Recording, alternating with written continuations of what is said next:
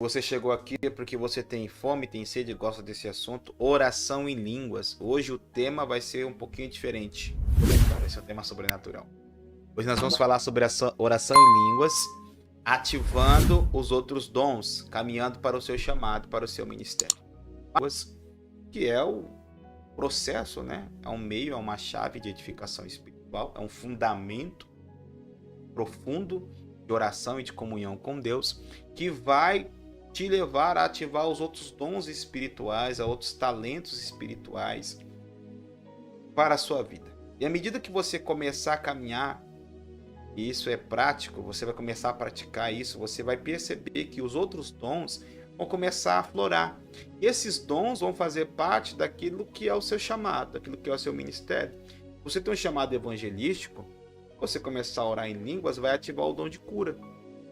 Porque a cura, ela faz parte da mensagem evangelística, a cura física. É um sinal que testemunha o amor de Deus, o carinho de Deus, a misericórdia de Deus, a graça de Deus.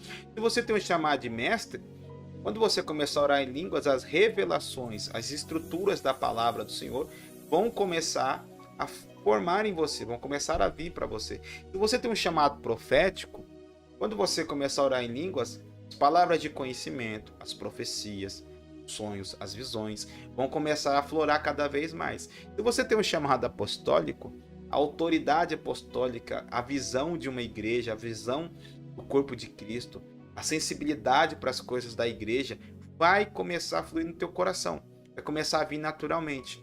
Quando você decide andar para esse ambiente, o seu chamado, né, vai começar a ser desenhado, a sua vocação vai começar a ser latente, e a unção de Deus, a unção do Espírito vai começar a vir sobre a tua vida de forma poderosa a fim de cumprir um chamado, porque a unção de Deus ela vem com um propósito, amém? E você ativa essa unção do propósito quando você ora em línguas, você entende isso, você é dirigido por isso, e aí essa verdade vai ser fundamentada em você, e o próprio Senhor vai te conectar com pessoas que carregam unção, que faz parte do seu chamado. Então você deve começar a caminhar com essas pessoas.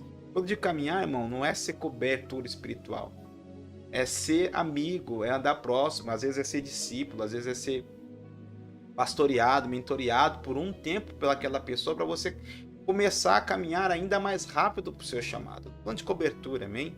Estou falando de processo natural da Bíblia, que é o pastoreio, que é o discipulado, que é a conversa, que é a amizade, que é aquela coisa mais íntima. Não em troca de redismo, mas em troca de ver o reino do Senhor avançar, em troca de ver a igreja do Senhor se liberta, ser curada, ser restaurada, tá bom? Então, esse é um fundamento sobrenatural. Se você tem um chamado de mestre, já falei, se você tem um chamado de evangelista, de apóstolo, de pastor, chamado de pastor, o que vai acontecer com você? O conselho, a graça, a humildade vai começar a vir sobre o teu coração, amém? A preocupação com as almas, a preocupação muito profunda com as ovelhas, como elas estão dentro da igreja, preocupação com outras coisas que outrora você não tinha, vai começar a vir, por quê? Vai começar a desenhar em você o seu chamado. E também, irmãos, você que tem um chamado para ser empresário, tem um chamado para ser médico, tem um chamado para ser alguma coisa, né, no ambiente externo da igreja, que faz parte também, vai vir sobre você. E às vezes você não tem o chamado quíntuplo, né? Não tem um chamado ali, você não foi chamado para ser pastor, nem evangelista, nem mestre, nem doutor, nem nada disso. E é comum, porque Deus deu uns. Efésios 4:11 fala assim: e ele deu alguns, ou uns, não todos. O chamado não é para todos, mas todos podem servir. Todos podem testemunhar, todos podem pregar, mas exercer a função do chamado, só quem Jesus deu, só quem Jesus comissionou, só quem Jesus chamou. E isso é uma grande briga na igreja, porque hoje as pessoas não têm o chamado para tal cargo e estão ali ocupando aquele cargo, matando a unção, matando os dons de Cristo, matando aqueles que têm o chamado para aquele cargo, porque entenderam que aquele cargo traz fama, traz sucesso, traz reconhecimento, e não é isso. O chamado não é isso, o chamado é para Deus. A função é para a igreja, mas o chamado é para Deus. A igreja não é do pastor, o pastor é da igreja. As ovelhas não são do pastor, os pastores são para as ovelhas. Os pastores são bênçãos para as ovelhas. Tem que desconstruir. E só é desconstruído quando você decide viver uma vida no Espírito. Você decide andar no Espírito. Você decide orar em línguas. Você vai ver que outras coisas vão começar a fluir na tua vida. Isso vai começar a desenhar o teu chamado. Começar a desenhar a tua vocação. Começar a desenhar o que Deus tem para você. Então, se você decide hoje começar a orar em línguas, buscar esse fundamento, buscar essa vontade do Senhor, você vai começar a perceber que alguns outros dons vão começar a fluir. Como é que eu sei que o dom de cura vai começar a fluir? Quando você sentir desejo por orar por cura. É o dom de cura chamando, queimando em você. Eu quero orar por cura. Você vê alguém doente, eu quero lá colocar a mão. Coloca a mão, declara, ora. Quem cura é Deus, não é você. O dom está em você, mas quem faz através do dom é o Espírito. Porque ele se manifesta através dos dons. É as manifestações do Espírito, é dada para cada um segundo o que for útil. 1 Coríntios capítulo 12. Vamos ler esse texto? Vamos lá. 1 Coríntios capítulo 12. Glória a Deus.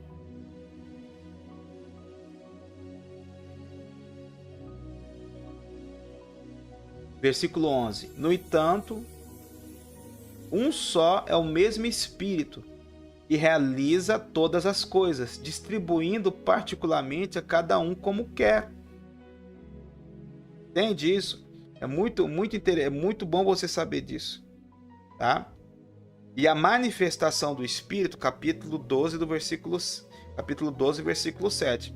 A manifestação do Espírito é dada a cada um para o que for útil. Como é que essas manifestações acontecem? Através dos dons. Quem opera através dos dons é o Espírito Santo. Amém? Ele me capacita com um dom, com essa vocação, com esse chamado, com essa vontade de orar por enfermos. Estou dando um exemplo. E ele vai atuar através desse dom. Quem cura é o Espírito. E aí tem vários mecanismos, e chaves, que a gente chama assim de chaves para você orar por cura e ser mais efetivo. Humildade, simplicidade, quebrantamento, compaixão, misericórdia, se importar verdadeiramente com a dor, se importar verdadeiramente com a pessoa. Isso são todas liberações no seu coração que precisa ter para que o dom flua de melhor forma. E o dom ele é potencializado, irmãos. A oração em línguas vai potencializar. O jejum vai potencializar. O quebrantamento, então, vai potencializar os dons de Deus. E assim, cada dom de Deus, irmãos, é profundo. Não tem limite para a operação de dons, como também não tem limite para a operação da unção. Isso é um outro assunto. A unção também cura. Mas o dom de Deus cura e cura multidões. Então você vai começar a perceber isso. Se você tem um chamado evangelístico, você vai ter mensagens de amor, de salvação de almas, de redenção, de justificação, mensagens nesse sentido. Então essas mensagens vão começar a fluir e a crescer dentro de você.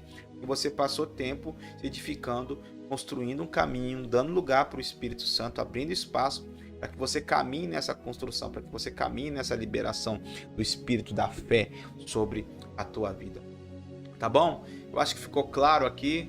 Você quer aprender mais, tem mais vídeos aí, mais séries. E Deus abençoe a tua vida, a tua casa, a tua família. Fica no amor do Pai, fica no amor de Deus. Deus abençoe. Glória a Deus.